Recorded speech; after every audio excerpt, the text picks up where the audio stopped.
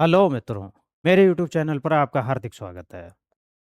चलते हैं 50 जो मिक्स क्वेश्चन हैं, जो हमने 3-4 फील्डों से लिए हुए हैं, अति महत्वपूर्ण प्रश्नों की सीरीज पर प्रैक्टिस करते हैं। तो बढ़ते हैं पहले प्रश्न की तरफ मित्रों, पहला प्रश्न है, पानी में डूबी हुई छड़ या पेंसिल मुड़ी हुई दिखाई देती है, क्यों? पहला ऑप्शन है परावर्तन के कारण, दूसरा ऑप्शन है अपवर्तन के कारण, तीसरा ऑप्शन है प्रकीर्णन के कारण और चौथा ऑप्शन है विवर्तन के कारण। तो कौन सा ऑप्शन सही होगा मित्रों, बताइए दिमाग लगा करके कि जो छड़ पानी में डुबो देते हैं तो जो डूबा हुआ भाग है वहां से छड़ जो है मुड़ी हुई या तिरछी प्रतीत होती है, तो वो क्यों प्रतीत होती है, उसका कारण क्या है, वैज्ञानिक कारण क्या है। ये साइंस के क्वेश्चन हमने शुरू में लिए हैं, तो इसका बी ऑप्शन सही होगा मित्रों। उसका वैज्ञानिक कारण है अपवर्तन के कारण। अगला प्रश्न है, अंतरिक्ष यात्री को आकाश का रंग कैसा दिखाई देता है? पहला ऑप्शन है नीला, दूसरा ऑप्शन है सफेद, तीसरा ऑप्शन है काला और चौथा ऑप्शन है लाल। बताइए अंतरिक्ष यात्री को आकाश का रंग कैसा दिखाई देता है? तो मित्रों इसका सही ऑप्शन होगा, ज्यादातर मित्रों ने सोच लिया होगा, काला रंग दिखाई देता है आकाश का। अगला प्रश्न, भारत में सबसे अधिक भूकंप किस क्षेत्र में आते हैं? पहला प्रश्न है दक्षिण भारत का पठार, दूसरा ऑप्शन है हिमालय क्षेत्र, तीसरा ऑप्शन है गंगा का मैदान और चौथा ऑप्शन है थार रेगिस्तान। बताइए भारत में सबसे अधिक भूकंप किस क्षेत्र में आते हैं? ए बी सी डी में से कौन सा ऑप्शन सही होगा? तो मित्रों इसका सही ऑप्शन होगा बी, हिमालय क्षेत्र में सबसे ज्यादा भूकंप आते हैं। बढ़ते हैं अगले प्रश्न की तरफ। ये रहा मित्रों आपकी स्क्रीन पर इंद्रधनुष, फिर खाली जगह के परिणाम स्वरूप बनता है। पहला ऑप्शन है पूर्ण आंतरिक परावर्तन, दूसरा ऑप्शन है अपवर्तन, तीसरा है विक्षेपण और चौथा है उपर्युक्त सभी। किसके कारण बनता है मित्रों, ये बताइए इंद्रधनुष। तो इसका सही ऑप्शन होगा मित्रों, दिमाग लगाइए, थोड़ा समय देते हैं, फिर हम सही ऑप्शन बताते हैं आपको कि इंद्रधनुष के परिणाम किसके परिणाम स्वरूप बनता है। तो इसका सही ऑप्शन होगा उपर्युक्त सभी, उपर्युक्त सभी। इंद्रधनुष कई घटनाओं के संयुक्त प्रभाव से बनता है, तो इन सभी का होता है पूर्ण आंतरिक परावर्तन, अपवर्तन और विक्षेपण। अगला क्वेश्चन है मित्रों, सूर्य ग्रहण के दौरान निम्नलिखित में से कौन केंद्र में रहता है? पहला ऑप्शन पृथ्वी, दूसरा ऑप्शन चंद्रमा, तीसरा ऑप्शन सूर्य और चौथा अन्य ग्रह। बताइए कौन केंद्र में रहता है, ये क्लियर करिए आप लोग। सूर्य ग्रहण के दौरान कौन केंद्र में रहता है? तो ये पिछली सीरीज में भी बता चुके हैं कि सूर्य कभी भी बीच में नहीं फंसता है किसी भी ग्रहण में, ठीक है? या तो चंद्रमा बीच में होगा या पृथ्वी बीच में होगी, और सूर्य ग्रहण हो रहा है तो पृथ्वी पर अंधेरा हो जाता है, तो अंधेरा लाता कौन है? चंद्रमा बीच में आता है, ठीक है? तो इसका सही ऑप्शन होगा बी मित्रों, चंद्रमा। बढ़ते हैं अगले प्रश्न की तरफ। निम्नलिखित में से किसमें चंद्र ग्रहण होता है? पहला ऑप्शन है पूर्ण चंद्र, दूसरा ऑप्शन है नया चांद, तीसरा ऑप्शन है पहला चतुर्भुज और चौथा ऑप्शन है तीसरा चतुर्भुज। बताइए कौन सा ऑप्शन सही होगा? तो निम्नलिखित में से किसमें चंद्र ग्रहण होता है? तो इसका सही ऑप्शन होगा मित्रों ए, पूर्ण चांद, पूर्ण चंद्र। बढ़ते हैं अगले प्रश्न की तरफ। ये रहा मित्रों आपकी स्क्रीन पर अगला प्रश्न, चंद्र ग्रहण तब होता है जब, पहला प्रश्न, पहला ऑप्शन पृथ्वी सूर्य और चंद्रमा के बीच में होती है, दूसरा ऑप्शन चंद्रमा पृथ्वी और सूर्य के बीच में होता है, तीसरा ऑप्शन सूर्य पृथ्वी और चंद्रमा के बीच में होता है और चौथा ऑप्शन है पृथ्वी सूर्य और चंद्रमा एक सीधी रेखा में होते हैं। बताइए कौन सा ऑप्शन सही होगा मित्रों? चंद्र ग्रहण में क्या होता है? तो पहले ही बता चुके, चाहे सूर्य ग्रहण हो चाहे चंद्र ग्रहण हो, सूर्य कभी भी बीच में नहीं फंसेगा। और अब बात हो रही है चंद्र ग्रहण की, तो चंद्र ग्रहण जिसका ग्रहण है वो भी बीच में कभी नहीं फंसेगा, पृथ्वी बीच में फंसेगी चंद्र ग्रहण में। ये याद रखने की ट्रिक है। तो इसका ए ऑप्शन सही होगा, पृथ्वी सूर्य और चंद्रमा के बीच में होती है। बढ़ते हैं अगले प्रश्न की तरफ। ब्लैक होल किससे संबंधित है? पहला ऑप्शन हवाई जहाज में एक उड़ान रिकॉर्डर, दूसरा ऑप्शन सूरज पर एक धब्बा, तीसरा ऑप्शन अंटार्कटिका में एक स्थान और चौथा ऑप्शन होगा एक ध्वस्त तारा। कौन सा ऑप्शन सही होगा मित्रों, बताइए ब्लैक होल किससे संबंधित है? तो मित्रों इसका सही ऑप्शन होगा, ब्लैक होल थ्योरी फिजिक्स में सुनी होगी, इसका सही ऑप्शन है डी, एक ध्वस्त तारा। बढ़ते हैं अगले प्रश्न की तरफ। ओजोन परत, ठीक है, फिर खाली जगह में पाई जाती है। पहला ऑप्शन है बहिर्मंडल, दूसरा ऑप्शन है आयन मंडल, तीसरा ऑप्शन है समताप मंडल और चौथा ऑप्शन है मध्य मंडल। कौन सा ऑप्शन सही होगा? ओजोन परत किस मंडल में पाई जाती है मित्रों? बेहद इंपॉर्टेंट प्रश्नों की सीरीज है ये। तो ओजोन परत मित्रों पाई जाती है समताप मंडल में। किसमें पाई जाती है? समताप मंडल में। बढ़ते हैं अगले प्रश्न की तरफ। ये रहा मित्रों आपकी स्क्रीन पर। प्रशांत रिंग ऑफ फायर किससे संबंधित है? पहला ऑप्शन है तेल के कुएं में आग, दूसरा ऑप्शन है तापीय ऊर्जा केंद्र, तीसरा ऑप्शन है ज्वालामुखी और भूकंप, और चौथा ऑप्शन है जंगल की आग। प्रशांत रिंग ऑफ फायर किससे संबंधित है? बताइए मित्रों कौन सा ऑप्शन सही होगा? तो इसका सही ऑप्शन होगा मित्रों प्रशांत रिंग ऑफ फायर ज्वालामुखी और भूकंप से संबंधित है। सबसे ज्यादा भूकंप आते हैं, ज्वालामुखी भी वहां पर, ज्वालामुखी की घटनाएं भी वहीं पर होती हैं। बढ़ते हैं अगले प्रश्न की तरफ। तेज गति से चलती हुई रेलगाड़ी के पीछे हटने पर उसकी सीटी की आवाज कम हो जाती है। इस प्रभाव को किस रूप में जाना जाता है? बताइए मित्रों कौन सा ऑप्शन सही होगा? पहला मैग्नस प्रभाव, दूसरा डॉपलर प्रभाव, तीसरा पेल्टियर प्रभाव, और चौथा ऑप्शन है सीबेक प्रभाव। बताइए कौन सा ऑप्शन सही होगा? ये ध्वनि का प्रभाव है, ठीक है। तो इंटर में पढ़ा होगा कई लोगों ने। तो इसका सही ऑप्शन होगा डॉपलर इफेक्ट, डॉपलर प्रभाव। बढ़ते हैं अगले प्रश्न की तरफ। अब ये लेखक और उनकी रचना से लिए हमने क्वेश्चन। यामा किसकी रचना है जिसके लिए उन्हें ज्ञानपीठ पुरस्कार मिला? पहला ऑप्शन है सुभद्रा कुमारी चौहान, दूसरा ऑप्शन है महादेवी वर्मा, तीसरा ऑप्शन है अमृता प्रीतम, और चौथा है कृष्णा सोबती। कौन सा ऑप्शन सही होगा? यामा किसकी रचना है मित्रों? बताइए। यामा जो है ज्यादातर को मालूम होगा महादेवी वर्मा की रचना है यामा। बढ़ते हैं अगले प्रश्न की तरफ। ये रहा मित्रों आपकी स्क्रीन पर अगला प्रश्न। द प्रिंस पुस्तक के लेखक कौन है? द प्रिंस पुस्तक के लेखक कौन है? पहला ऑप्शन मैकियावेली, दूसरा ऑप्शन शेक्सपियर, तीसरा ऑप्शन अरस्तु, और चौथा प्लूटो। तो द प्रिंस पुस्तक के लेखक कौन है मित्रों? बताइए। तो द प्रिंस पुस्तक के लेखक हैं, ए ऑप्शन इसका सही होगा मैकियावेली। कौन सा ऑप्शन सही होगा मित्रों? मैकियावेली। अगला क्वेश्चन बेहद इंपॉर्टेंट प्रश्न चल रहे हैं। भारत भारती के लेखक कौन है? पहला ऑप्शन है मैथिली शरण गुप्त, दूसरा ऑप्शन है रामधारी सिंह दिनकर, तीसरा ऑप्शन है जयशंकर प्रसाद, और चौथा ऑप्शन है माखन लाल चतुर्वेदी। कौन सा ऑप्शन सही होगा मित्रों? भारत भारती बेहद प्रसिद्ध रचना है, इसके लेखक कौन है? तो इसका ए ऑप्शन सही होगा मैथिली शरण गुप्त। कौन सा ऑप्शन सही होगा? मैथिली शरण गुप्त। अगला क्वेश्चन, मुद्रा राक्षस नाटक के लेखक कौन है? पहला ऑप्शन है विशाख दत्त, दूसरा ऑप्शन है कालिदास, तीसरा ऑप्शन है भास, और चौथा ऑप्शन है शूद्रक। बताइए कौन सा ऑप्शन सही होगा? मुद्रा राक्षस नाटक के लेखक कौन है? तो मित्रों बेहद इंपॉर्टेंट क्वेश्चन है ये सब। मुद्रा राक्षस नाटक के लेखक मित्रों विशाख दत्त हैं, विशाख दत्त इसका ए ऑप्शन सही होगा। बढ़ते हैं अगले प्रश्न की तरफ। ये रहा मित्रों अष्टाध्यायी के लेखक कौन है? पहला ऑप्शन पतंजलि, दूसरा ऑप्शन पाणिनि, तीसरा कणाद, और चौथा वाल्मीकि। बताइए अष्टाध्यायी के लेखक कौन है? इस कौन सा ऑप्शन सही होगा? तो अष्टाध्यायी के लेखक पिछली सीरीज में भी बता चुके हैं, अष्टाध्यायी के लेखक पाणिनि। कौन होंगे मित्रों? पाणिनि। इसका बी ऑप्शन सही होगा। बढ़ते हैं अगले प्रश्न की तरफ। राज तरंगड़ी कश्मीर का इतिहास है इसमें, पुस्तक किसने लिखी? पहला ऑप्शन कल्लड़, दूसरा विल्लड़, तीसरा जयदेव, और चौथा चंदवरदाई। बताइए कौन सा सही होगा? बेहद इंपॉर्टेंट प्रश्न है। राज तरंगड़ी पुस्तक किसने लिखी? तो राज तरंगड़ी पुस्तक के लेखक हैं कल्लड़। कौन है मित्रों? कल्लड़। बढ़ते हैं अगले प्रश्न की तरफ। अनहैप्पी इंडिया पुस्तक के लेखक कौन है? पहला ऑप्शन लाला लाजपत राय, दूसरा ऑप्शन बाल गंगाधर तिलक, तीसरा ऑप्शन बिपिन चंद्रपाल, और चौथा ऑप्शन होगा भगत सिंह। तो बताइए कौन सा सही होगा ऑप्शन अनहैप्पी इंडिया पुस्तक के लेखक?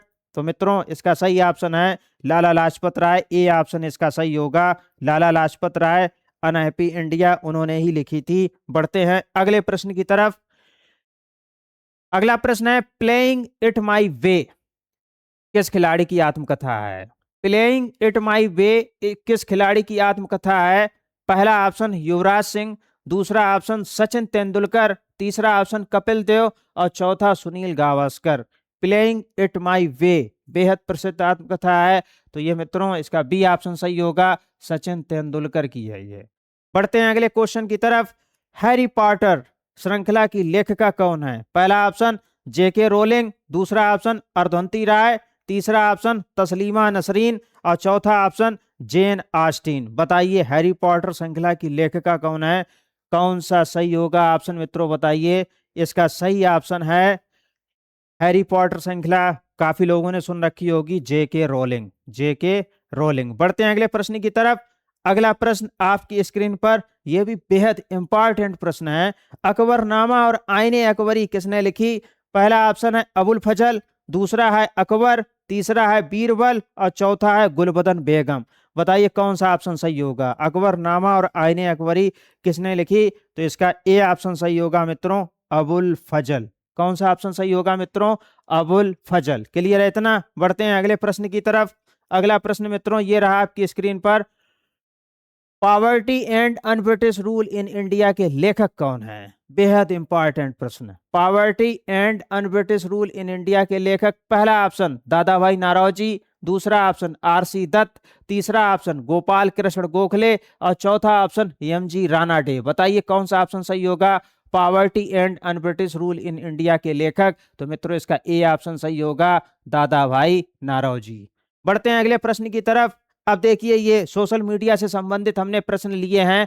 प्रश्न बेहद इंपॉर्टेंट हैं। ब्लॉग क्या है? पहला ऑप्शन एक प्रकार का वायरस, दूसरा ऑप्शन वेब पेज जहां व्यक्ति अपने विचार लिखता है, तीसरा ऑप्शन इंटरनेट कनेक्शन और चौथा है वीडियो गेम। बताइए ब्लॉग क्या होता है? ज्यादातर को पता होगा क्योंकि सोशल मीडिया से अधिकतर कैंडिडेट जुड़े हुए हैं, तो इसका बी ऑप्शन सही होगा कि ब्लॉग जो होता है एक वेब पेज है जहां व्यक्ति अपने विचार लिखता है।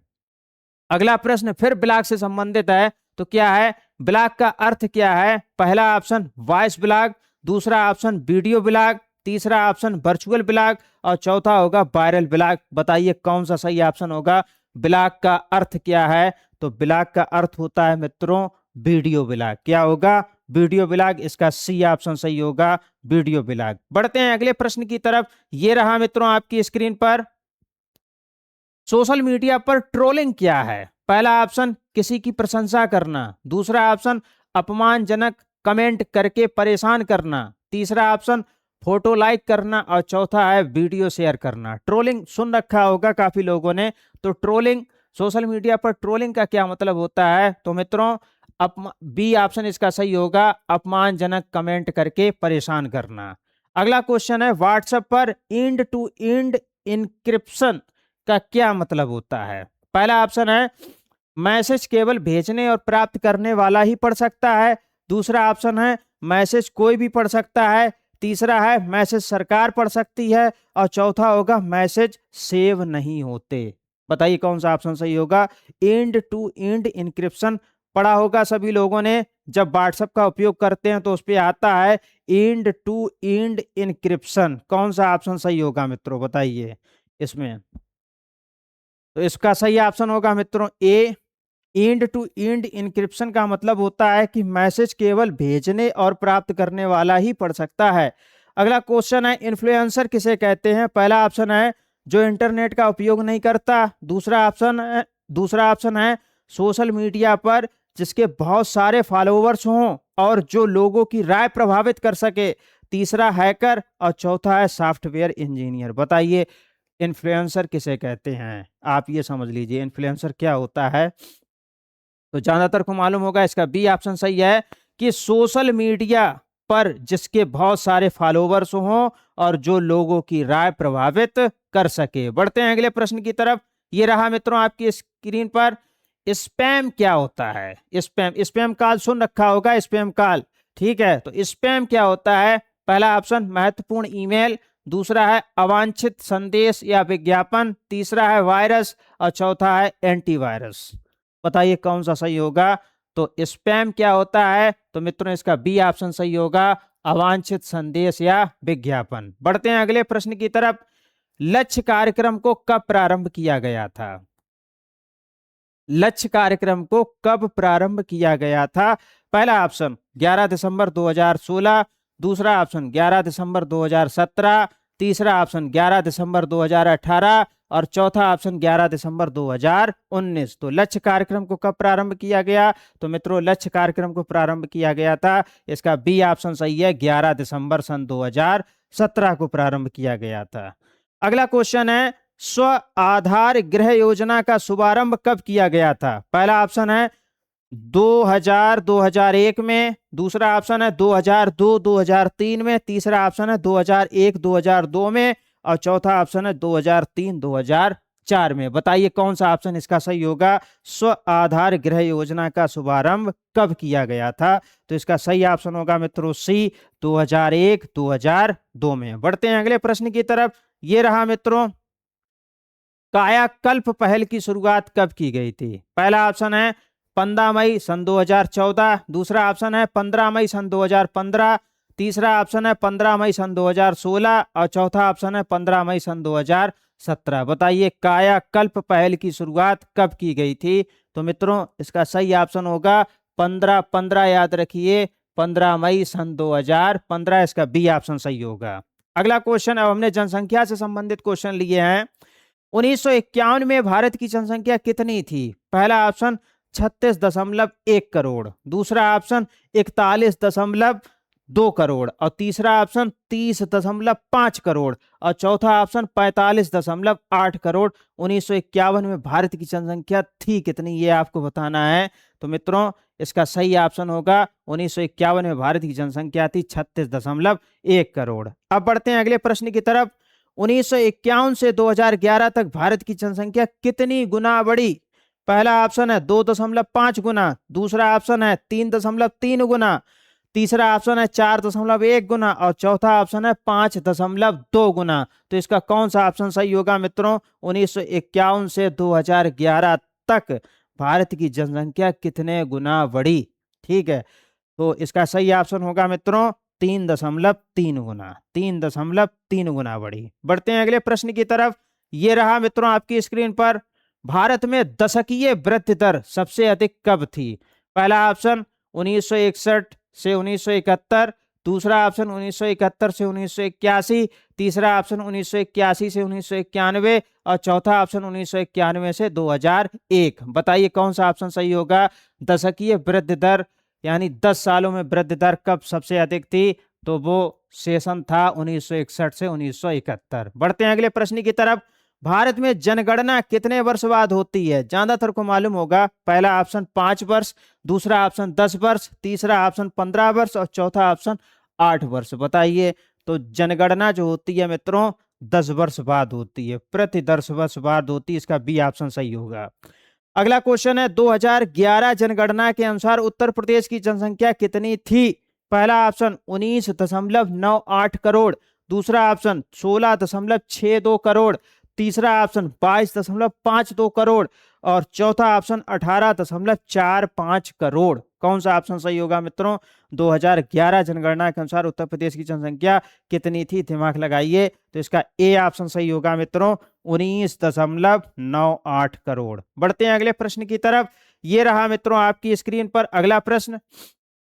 2024-25 के अनुमान के अनुसार उत्तर प्रदेश की जनसंख्या लगभग कितनी है? पहला ऑप्शन 22 करोड़, दूसरा ऑप्शन 23.5 से 24 करोड़, तीसरा ऑप्शन 25 करोड़ और चौथा ऑप्शन 21 करोड़। दिमाग लगाइए कौन सा ऑप्शन सही होगा इसमें से? 2024-25 के अनुमान के अनुसार उत्तर प्रदेश की जनसंख्या, तो मित्रों इसका सही ऑप्शन है बी, 23.5 से 24 करोड़। बढ़ते हैं अगले प्रश्न की तरफ। कन्या सुमंगला में जन्म पर मिलने वाली राशि कितनी होती है?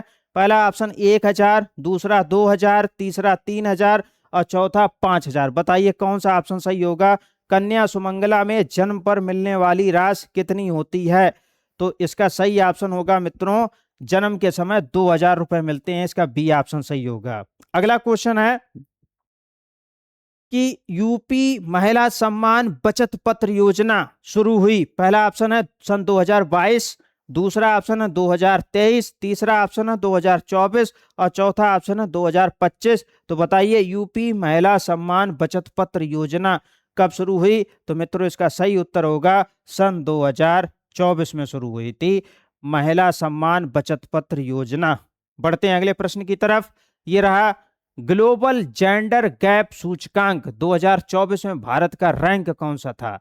पहला ऑप्शन है 100वीं रैंक थी, दूसरा ऑप्शन है 115वीं रैंक थी, तीसरा ऑप्शन है 129वीं रैंक थी, या चौथा ऑप्शन 140वीं रैंक थी। बताइए कौन सा ऑप्शन सही होगा?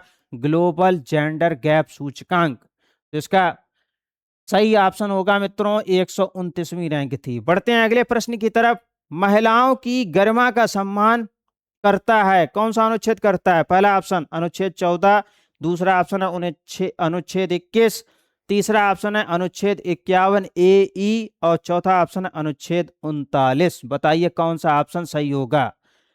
तो इसमें ध्यान रखने की केवल यही ट्रिक है कि भाई 51 शुभ अंक होता है, 51 रुपए दो, महिलाएं खुश हो जाएंगी। ठीक है, तो अनुच्छेद 51 ए ई जो अनुच्छेद है वो महिलाओं की गरिमा का सम्मान करता है।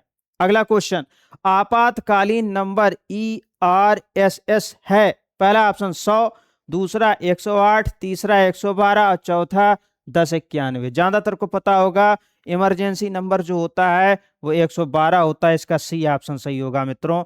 अब पढ़ते हैं अगले प्रश्न की तरफ। ये रहा मित्रों आपकी स्क्रीन पर, पिंक पेट्रोलिंग आती है? पहला ऑप्शन बेटी बचाओ में, दूसरा ऑप्शन मिशन शक्ति में, तीसरा उज्ज्वला में, चौथा निर्भया फंड में। बताइए पिंक पेट्रोलिंग आती है, कौन सा ऑप्शन सही होगा?